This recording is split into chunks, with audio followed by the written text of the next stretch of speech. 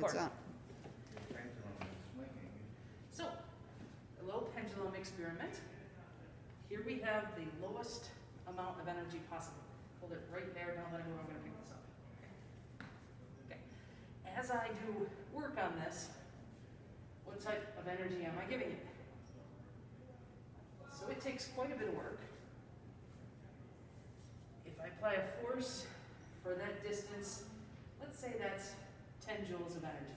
Potential energy this now has. If I let go of this, it would really accelerate and become kinetic energy right until there.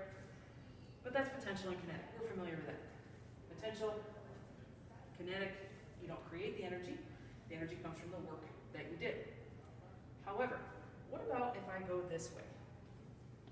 If I come this way and get to the same height that I was over here, if I'm at the same height I was over here, is there any difference in the work I go to here versus the amount of work I do to bring it over here?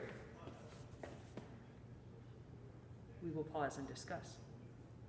But now, what type of energy does it have here? Potential energy. But when I let go with it, what's going to happen? It's going to go faster and faster and faster. Now the thing is, energy can't be created or destroyed. So right here it has potential energy. Could you come a little closer? And then there's no need to be afraid, because if I let go, it's kinetic, potential,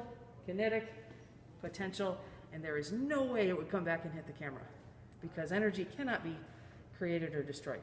Let's try it again. Kinetic, potential. Now the question is there something that we could do that would actually make this hit the camera? Let's discuss.